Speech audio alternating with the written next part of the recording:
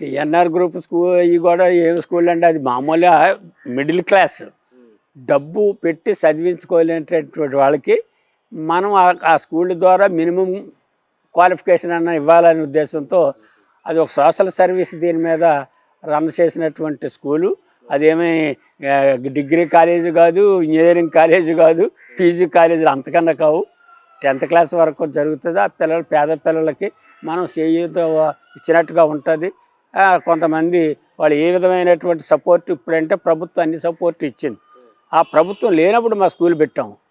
వాళ్ళందరికీ కూడా మా స్కూల్ ద్వారా ఫ్రీగా అడ్మిషన్లు ఇచ్చి చదివించి వాళ్ళ పిల్లలకి ఒక ఎడ్యుకేషన్ ఇవ్వాలనే తలంతో ఒక ఆర్గనైజేషన్, సోషల్ ఆర్గనైజేషన్ లాగా పెట్టారు.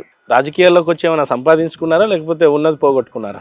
రాజకీయాల్లో సంపాదించుకునేది ఏం లేదు సార్. అది అందరికీ తెలుసు, అన్ని పార్టీ నాయకులకి తెలుసు. ఈ 5 సంవత్సరాలు దగ్గరుండి చూశారు. గతంలో ఇండిపెండెంట్గా పోటీ చేశారు మీరు. ఇండిపెండెంట్గా పోటీ చేసాం, 2014లో పోటీ చేసాం, 19లో పోటీ చేసాం. దాని ముందు ఇండిపెండెంట్గా 4 కార్పొరేట్ల మీద పోటీ చేసాం. అన్నీ మా సొంత డబ్బులతోనే మేము చేసుకున్నాం. కానీ రాజకీయాలు కానీ మొట్టమొదటిసారి ఎమ్మెల్యే సీట్లో కూర్చున్న తర్వాత ఈ 5 సంవత్సరాలలో డబ్బు ముడుపులు కానీ బ్యాగుల్లో వస్తాయని అంటూ ఉంటారు చాలాసార్లు. ఉన్న ఆస్తులు ఉన్న పొలంగా డబుల్ ట్రిపుల్ టైమ్స్ పెరుగుతాయి అని అంటారు. నిజంగా మరి మీ ఆస్తులు పెరిగినాయా? నిజంగా ఇందులో రాజకీయాలు గెలిచిన తర్వాత ఎమ్మెల్యేకి డబ్బులు వచ్చే ఆస్కారం ఉందంట? మా దగ్గర అయితే డబ్బులు ఏవి రావు సార్. ఇక్కడ రానది సోర్సెస్ కూడా లేవు. ఏదంటే ఆల్రెడీ ల్యాండ్స్ ఏమి లేవు. అన్ని స్టీల్ ప్లాంట్, ఇండస్ట్రియల్ దైవాలు మొత్తం భూములన్నీ కూడా ఇక్కడ రియల్ ఎస్టేట్ వ్యాపారం చేయడానికి కూడా భూములు లేవు. కొండల మీదకైతే 3/4 కొండలు ఎక్కేసి ఇప్పుడు కన్స్ట్రక్షన్లు అవి జరిగిపోయాయి. ఇక్కడైతే ఇసుకరే లేదు, లిక్కర్ లేవు, ఏమీ లేదు సార్. ఇక్కడ సంపాదించుకునేందుకైతే ఏమీ లేదు. ఏ పార్టీ అభ్యర్థి వచ్చినా సర్వీస్ చేయనందుకే రావాలి అంతే. గాజువాకలో ఇక్కడ సంపాదించుకునేందుకైతే ఏముండదు. అసలు ఒక విషయం ఏంటంటే, మీకంటే పుట్టి పెరిగారు ఇక్కడ కాబట్టి గాజువాక మీకు సూటబుల్ అవుతుంది. ఎప్పటి నుంచో పోరాడుతున్నారు ప్రజా సమస్యల గురించి. ఇండిపెండెంట్గా కూడా ఇస్తున్నారు, టికెట్లు ఇవ్వకపోయినారు, కొన్నిసార్లు ఇచ్చినారు, కొన్ని పార్టీలు చేసేసుకున్నారు, అయిపోయింది. కానీ తొలిసారిగా గాజువాక నుంచి పవన్ కళ్యాణ్ ఎంచుకోవడానికి ప్రధాన కారణం ఏమై ఉంటారంటారు? ఆయన అనుకుంటే రాష్ట్రం మొత్తంలో ఎక్కడి నుంచి అయినా కంటెస్ట్ చేసి ఉండొచ్చు. గాజువాకనే పవన్ కళ్యాణ్ ఎందుకు? కమ్యూనిటీ పరంగా ఇక్కడ ఎక్కువ ఉన్నది అనేది ఒకటండి. అతనికి నాయుడు ఓట్ బ్యాంక్ ఎక్కువ ఉంటుంది. ఎక్కువ ఉన్నది కమ్యూనిటీ పరంగా ఎక్కువ ఉన్నది ఒకటి. సినిమా ఫ్యాన్స్ కూడా ఇక్కడ ఎక్కువ అండి. గాజువాకలో త్రూఅవుట్ స్టేట్ ఫ్యాన్స్ కూడా ఇక్కడ ఎక్కువ.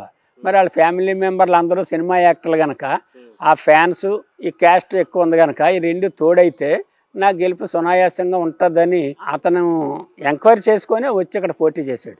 అంత కులబలం, అంత ఫ్యాన్ బలం ఉన్నా కూడా అంత పెద్ద హీరోని వదిలేసి రియల్ హీరోగా మీరే ఎలా గెలిచారంటే ఏం చెప్తారు? అతనికి అందుబాటులో ఉండడం అనేది ప్రజలందరూ, ఇది ఇండస్ట్రియల్ ఏరియా కదా సార్. కానీ ఒకసారైనా గెలిపించాల్సింది కదా అంత పెద్ద హీరో అన్నప్పుడు. గెలిపించుకుంటేనే అనాలిసిస్ చేయగలుగుతారు. ప్రజలకు ఇతను అందుబాటులో ఉండడు, గెలిచినా ఇక్కడ ఉండడు, ఇక్కడ ప్రాపర్గా నివాసం కాదు. గెలిచిన తర్వాత మళ్ళీ ఇతను ఇక్కడ ఉండకపోతే మన బాధలు ఎవరికి చెప్పుకుంటాం? అవకాశం లేదు కదా అలా చెప్పుకునేందుకు. ఇక్కడ పుట్టి పెరిగిన వ్యక్తిగా, మాలో ఒకటిగా ఉన్నటువంటి వ్యక్తిగా, వాళ్ళ ఫ్యామిలీ గత 50 సంవత్సరాలు బట్టి మా కమ్యూనిటీ అందరితోని, అంటే ఒక కమ్యూనిటీ అని కనుక ఎస్సీ, ఎస్టీ, మైనారిటీ, బీసీలతో పాటు అగ్రవర్ణాలు అవ్వచ్చు, అందరితో కలుపుకొని ఫ్యామిలీ మెంబర్లుగా మేము ఈజీగా అప్రోచ్ అయ్యి మా బాధలు చెప్పుకోగలుగుతాం. ఆయన వింటాడు, పరిష్కారం చేస్తాడని నమ్మకం మీద నన్ను గెలిపించారు. పవన్ కళ్యాణ్ ఓడిపోయిన తర్వాత ఎప్పుడైనా గాజువాక రావటం కానీ, ఈ 5 సంవత్సరాల్లో మిమ్మల్ని ఎలాంటి విమర్శలు చేయటం కానీ, కనీసం ఈ కాన్స్టిట్యున్సీని కానీ విజిట్ చేశాడా? లేదు సార్. మొన్న వచ్చి మీటింగ్ పెట్టడం ఒకటే చేశారు. దానికి ముందు కరోనా కష్టకాలంలో కూడా మరి అతనికి కూడా కమ్యూనిటీ అవ్వచ్చు, ఫ్యాన్స్ అవ్వచ్చు, ఒక 58,000 మంది దాకా ఓట్లు వేశారు. వేశారు కరోనా టైంలో. అందులో అతనికి ఓట్లు వేసిన కుటుంబాలు కూడా కొంతమంది ఫ్యామిలీ మెంబర్లు చనిపోతే బాధలతో ఉన్నారు. కనీసం పరామర్శ కూడా చేయలేదు. పరామర్శ చేయదు, మోరల్ సపోర్ట్ కూడా ఇవ్వలేదు. మేమున్నాము, మీకు భయపడకండి, నేను మీకు అన్ని విధాలుగా మీ కుటుంబాలు ఆదుకుంటాననే మాట కానీ, పరామర్శ చేయడం కానీ చేయలేదు. అదే పెద్ద తప్పు రాజకీయాల్లో. అలా చేయలేదు సార్ ఆయన. మీ వల్ల పవన్ కళ్యాణ్ కానీ లేదా వెస్ట్ గోదావరి వాళ్ళు చాలా మంది 100 కోట్లు నష్టపోయారంట కదా పవన్ కళ్యాణ్ మీద? పందేలు అయితే కాసుకున్నారు. కాపులు వర్సెస్ రాజులు పందేలు వేసుకున్నారు. వాళ్ళు ఎంక్వైరీ చేసుకున్నారు, రాజులు సర్వే చేసుకున్నారు, 100 కోట్లు పందేలు కాసుకున్నారని విన్నాను. విని మరి నేను గెలిచాను కనుక ఆటోమేటిక్గా నా మీద కాసిన వాళ్ళు గెలిచి డబ్బులు సంపాదించుకున్నారని కూడా విన్నాను. సార్ అంతా బాగుంది. గాజువాకలో మీ అబ్బాయి మీకే తలనొప్పికి ఎందుకు మారాడు దివాన్ రెడ్డి? మరి పార్టీ ఎందుకు వదిలేశాడు మీ అబ్బాయి? రీసెంట్ గా చూసినట్లయితే పార్టీ నుంచి రెసిగ్నేషన్ వదిలేశాడు, వేరే పార్టీకి అయితే జాయిన్ అవ్వలేదు. పార్టీని వదిలేదు సార్, కష్టపడి పనిచేసాం, డోర్ టు డోర్ తిరిగాము, ప్రభుత్వం ఇచ్చిన ప్రతి కార్యక్రమాన్ని సక్సెస్ఫుల్ గా చేసాం. విశాఖ జిల్లాలోనే అర్బన్ ఏరియాల్లో అన్నిటికన్నా బాగా బ్రహ్మాండంగా చేసినటువంటి నియోజకవర్గంగా మాకు మంచి రికార్డు ఉంది పార్టీ దగ్గర. ఇంత కష్టపడి పనిచేసాం, మాలో ఏ లోపము లేదు. ఇప్పుడు నేను సమన్వయకర్తగా ఉంటుండగా ఇంకొక అతను తీసుకొచ్చి చేయవలసిన అవసరం ఏంటి వచ్చిందని కోపం మీద అతను రిజైన్ చేయడం అనేది వాస్తవం. దీన్ని మందలించాను, రిజైన్ చేయవలసిన అవసరం లేదు, కానీ వేస్తే మన బాధ మనం పోయి నాయకుడి దగ్గరికి డైరెక్ట్ గా పోయి చెప్పుకుంటాం, పార్టీ పెద్దలు చెప్పుకుంటాం. ఈ రాష్ట్ర ముఖ్యమంత్రి తొందరలోనే జనసేనకు జాయిన్ అవుతున్నట్టు, టీడీపీకి జాయిన్ అవుతున్నట్టు వార్తలు వినిపిస్తా ఉన్నాయి. వార్తలు అనేది కామన్ సార్, కొద్దిగా ఇవి మీకు డ్యామేజ్ చేసే విషయమే కదా.